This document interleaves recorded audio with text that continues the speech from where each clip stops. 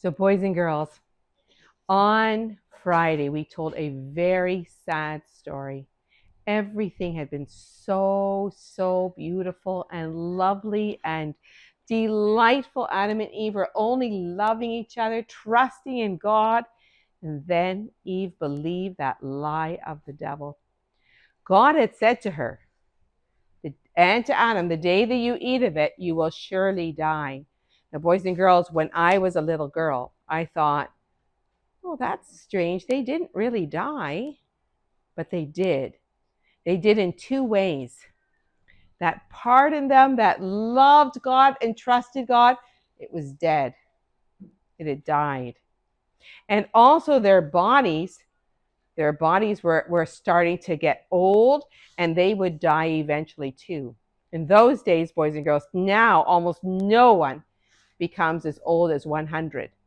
But in those days, people lived to be almost 1,000 years of age. 1,000 almost. Well, Adam and Eve were not living in the garden anymore. Remember that big angel had come with that big sword, the flaming sword, and Adam and Eve had to live, and they had to till the ground, and then Eve had a baby in her tummy. And she had this baby, and she called him Cain, and she said, I have had a child with the help of the Lord. Remember, boys and girls, everyone has their hands on their desk. And she thought, remember, God had said to her, the seed of the woman. She probably thought maybe this will be the Savior. And then she had another baby boy, and his name was Abel. And they grew up. Adam and Eve probably told them what happened in the Garden of Eden. And they showed them, too, how to make a sacrifice, an offering. So what they would do is they would take a pile of stones, and they would put a couple this way, and then they would take some more stones and put them this way, and then some more, and they would fit it together so it would be a little bit taller, and then they'd probably put wood on it, and then they would put an offering, maybe a lamb or something. And if they killed the lamb, they would see that blood, right? That was a picture that they needed to have their sins forgiven. Well, Abel was a keeper of sheep. He took care of lots of sheep. He made sure that they were healthy and that the wild animals, because now the animals were killing each other after the fall. He made sure that they didn't get the sheep. And Cain was he was a farmer. He grew vegetables, and they both grew up. They were tall and strong. And then one day, Cain and Abel both brought an offering, a sacrifice to God.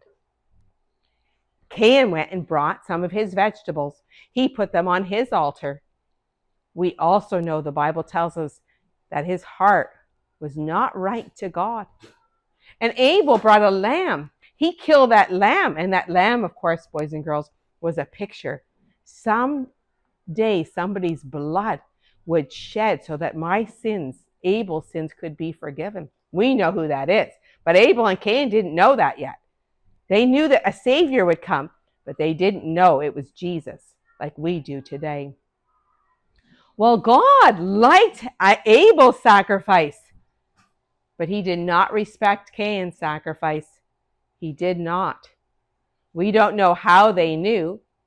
Hands on our desk, boys and girls. Jonathan, roll your chair up. Roll your chair up.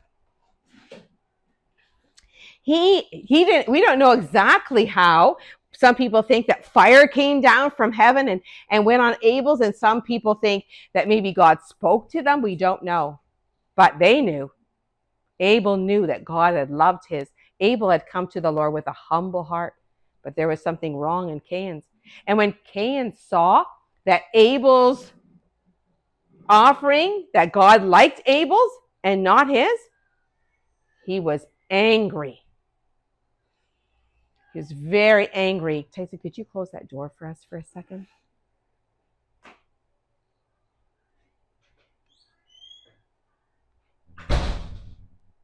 Thank you. He was very angry. And God said to him, why are you angry? Why is your face so angry? If you are doing right, won't I have accepted your offering too? But if you don't, it's because sin is at your door. And you have to rule it. Cain did not believe that. And he didn't say, God, you're right. I will take away my sins. I will turn to you. No, he didn't. You know what Cain did? He said to Abel, let's talk together. And Abel and Cain were in the field together. And then Cain said, okay, now I'm going to get you. And he killed Abel. And we don't know how he did, but Abel's blood was right. There was Abel on the ground. His blood was dripping into the ground. And then Cain left. But God came to Cain. And God said to Cain, Cain, where is your brother Abel? How should I know? Cain was very rude to God. He said, am I my brother's keeper? In other words, he said, is my job to take care of my brother? And God said to him, Cain, what have you done? Your brother's blood is calling to me out of the ground. And now because you have done this, cursed are you. You have to go away from here. You have to become a wanderer. It means you have to go away from here, away from this place. And now the ground is even going to be harder for you to be a farmer. That's too hard, said Cain. That's too hard of a punishment. If I go away from you and I go away from everyone else, whoever sees me is going to kill me. And God said, no, I'm going to put a mark on you so that no one will kill you. We don't know what that mark was look like, but God put a mark on Cain. And then Cain went far away from his mother and father and all the rest of the people that were living there then. He went away from them. And then Adam and Eve lost 2 children in one day. Cain was no more, and Abel was dead. God gave Adam and Eve another child, and his name was Seth. Because Eve said, God has given me another child instead of Abel, whom Cain killed. And that's pretty much where we end the story. Cain went away. He married. He had a city. He made a city called Nod. And his children did not call on the name of the Lord.